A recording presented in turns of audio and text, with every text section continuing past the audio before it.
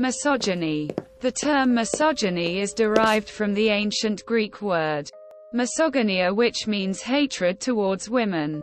Misogyny has taken shape in multiple forms such as male privilege, patriarchy, gender discrimination, sexual harassment, belittling of women, violence against women, and sexual objectification.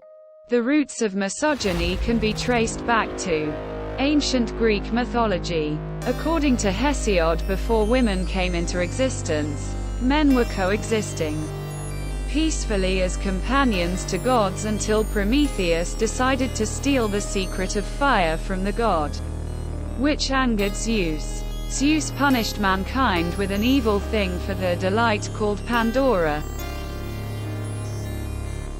first woman who carried a box which unleashed all evils such as labor, sickness, old age, and death.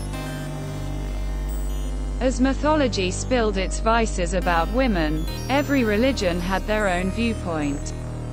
Hinduism presents diverse view about the position of women, and some texts place women as the highest goddess, and some restrict him to the role of a mother, daughter and wife, as described in Manus Emeriti. Tertullian, the father of Latin Christianity, said that being a female is a curse given by God and they are the devil's gateway. In Islam, the holy book Quran has a fourth chapter called An-Nisa, meaning women. The 34th verse is a key verse in feminist criticism of Islam, which reads, "Men are in charge of women by right of what Allah has given one over the other, and what they spend for maintenance from their wealth. So righteous women are devoutly obedient. But those wives from whom you fear arrogance, first advise them. Then if they persist, forsake them in bed, and finally strike them.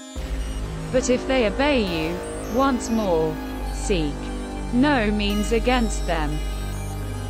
Misogyny over years has evolved as an ideology which has engulfed the society as a smog which diminishes their sight to aurora. Great philosophers, socialists, and thinkers of golden era were subdued by roars of male-dominant society which narrowed their vision and made him a supporter of patriarchal society. Aristotle, who was an ancient Greek philosopher and scientist, was also a misogynist. He thought of women as a deformity, an incomplete male. He preached that men should always command and women should follow as they are the inferior being created by God. Misogyny at its front had male supporters, but over years, few females also supported the ideology, as stated by sociologist Michael Flood. Over centuries, women have been suppressed. Their rights were neglected as a human being. They were treated as a lower part of the society, and their roles were restricted to household chores and birthing. Prolonged oppression raised many voices and collectively led to a concept of feminism which started the longest movement in history, which still continues. Feminism is a gamut of socio-political movements and ideologies that share a common goal to delineate, establish, and achieve political, economic, personal, and social equality of sexes. Feminist movements over decades have campaigned for rights of women, including the right to vote, to hold public office, to work, to earn fair wages or equal pay, to own property, to receive education, to enter contracts, to have equal rights within marriage, and to have maternity leave. Feminists have also worked to promote bodily autonomy and integrity and to protect women and girls from brutal crimes such as rape, sexual harassment, and domestic violence. The modern feminist movement could be divided into 4 waves. Each wave dealt with different aspects of the same feminist issues. The first wave of feminism started with the women's suffrage movement in 1848 in New York under the leadership of Susan B. Anthony and Elizabeth Cady Stanton. The movement aimed at promoting women's right to vote. The second wave, which started somewhere in 1960s, campaigned for the legal and social equality for women. It included issues about their reproductive rights, legal inequalities, domestic violence, marital rape and divorce law. The third wave, which began in the 1990s, dealt with issues such as sex-positive feminism, intersectionality, transfeminism, vegetarian ecofeminism, and postmodern feminism. Sex-positive feminism, or sexually liberal feminism, propagates the idea of sexual freedom being an essential component of women's freedom. The term intersectionality was coined by civil rights advocate Kimberly Williams Crenshaw. This theory considers that various aspects of humanity, such as class, race, sexual orientation, and gender, are not separate, but are interwoven, and their relationships are essential to an understanding of human conditions. It focused on abolishing gender role stereotypes and expanding feminism to include women of various culture.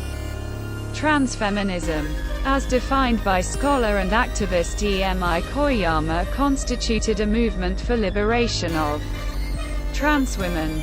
Vegetarian ecofeminism postulates that all types of oppression, like casteism, racism, and sexism, are associated with each other.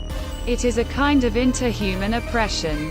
A major belief of ecofeminism is that there is a strong connection between the domination of women and the domination of nature, and that both must be eradicated in order to end oppression. Postmodern feminism has two components, i.e., liberal feminism and radical feminism, the former being an individualistic form of feminist theory which focuses on women's ability to maintain their equality by uplifting themselves in the field of academics, and other domains by which they can make better decisions and attain equal political and legal rights. Radical feminism, on the other hand, demands drastic reordering of society in which male supremacy is eliminated in all social and economic contexts. The fourth wave feminism refers to a kind of feminism that began around 2012, which targets sexual harassment, campus sexual harassment, rape culture, workplace discrimination, body shaming, sexist imagery in the media, online misogyny, assault on public transport, and other type of harassment that is associated with the use of social media. The recent issues which were shocking and horrid, like Nirbhaya Delhi gang rape, Harvey Weinstein allegations, and Bill Cosby allegations, gave birth to campaigns like Everyday Sexism Project. These issues had drawn significant focus and brought legal reforms in issues such as sexual harassment at workplace, as many women are employed in private, government, or unorganized sectors. Sexual harassment constitutes a gross violation of human rights and women's right to equality and dignity. It is illegal to harass a person because of their gender, and sexual harassment includes unwelcome sexual advances, requests for sexual favors, and other verbal or physical harassment of a sexual nature. Workplace sexual harassment, like other forms of violence, is not harmless. It involves serious health, human, and economic and social costs, which manifest themselves in the overall development indices of a nation. Its prevalence and the constant uproar brought legal actions like Sexual Harassment Act 2012 to cease the silent menace. It is commendable to note the progress made by the women over centuries, and the fight will continue until the roots of misogyny is removed from the world. With the wave of liberalization as a part of globalization, it was expected that religious and conservative societies would become more gender-sensitive and provide equal access to education and employment. However, in some places, these hopes have been belied, due to rise of religious fundamentalism. It is important to note that even liberal Christian societies are yet to attain complete gender equality, so one should not despair at tardy progress in our country. Without equal access to education, equal opportunity, and economic emancipation, gender equality will remain a chimera.